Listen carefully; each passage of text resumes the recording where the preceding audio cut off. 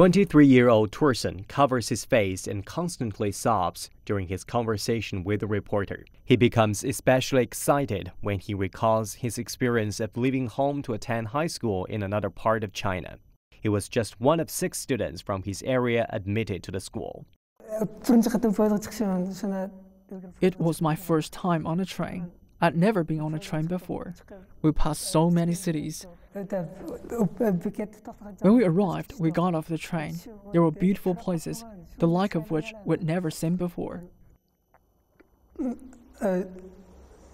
We got to our school. It was amazing inside. Our dormitory was nicer than the ones for the local students. There was an air conditioner. 4 of us shared one room.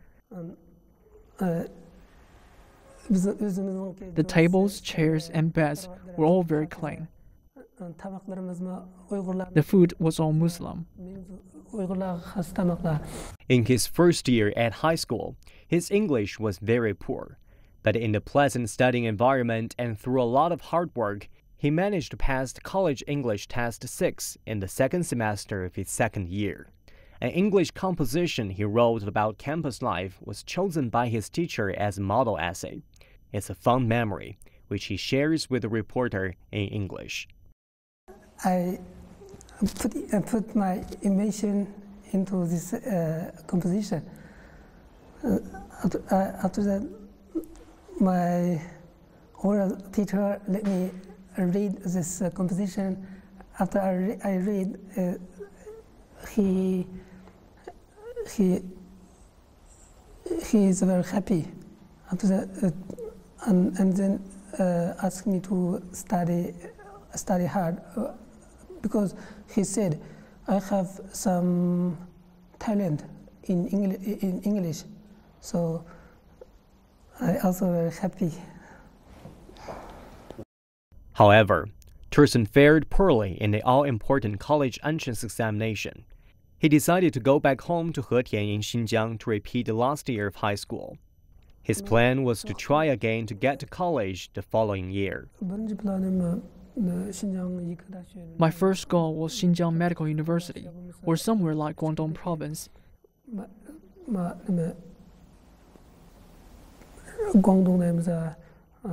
A medical university with a high standard of teaching, and go and study there. One day he was approached by a man named Mahmud, who was posing as a religious teacher. What Tursun didn't know was that Mahmud was in fact a construction worker who hadn't even completed a primary school education. He told me I shouldn't go to a secular school. He said college graduates were breaking with Islam. They were of no use to society or to Islam. So I shouldn't go to a college that wasn't Muslim. With time, Mahmud and his group revealed their real purpose. Mahmoud Ibura once told me that anyone who made contact with him but refused to join the Hijrat was not a true Muslim. Aware of Mahmud's real purpose, Tursun declared his intention to quit the group.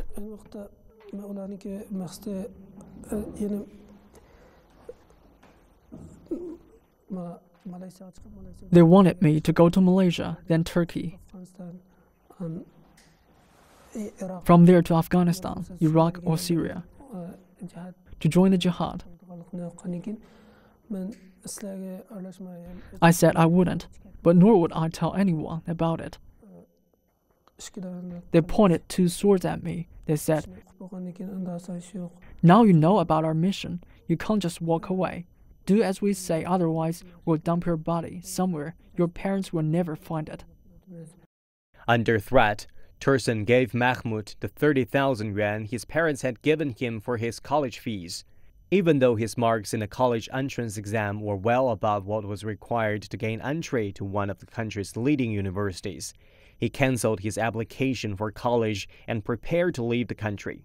The first time his parents knew the son they'd been so proud of hadn't ever been to college was when he was repatriated to China.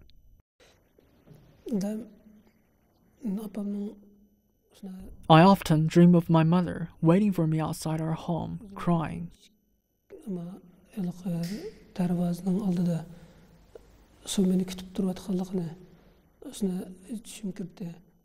In the dream, she'd say, "Son, keep warm." She'd follow me, carry my clothes.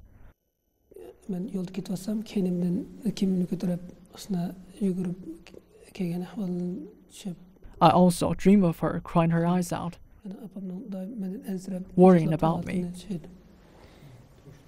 While overseas, he was only allowed out at night and lived in a state of fear. Because of his English ability, he was put in charge of the group's external liaison. Through his work, he learned a number of secrets that left him even more terrified.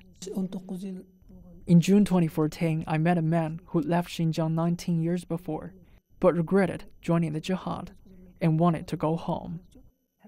I met him in Malaysia. He told me this in tears. Every day there are people escaping from ISIL, Syria, and Afghanistan. A man who traveled with me to Guangzhou from Urumqi was killed by a bomb dropped by a US drone soon after arriving in Syria.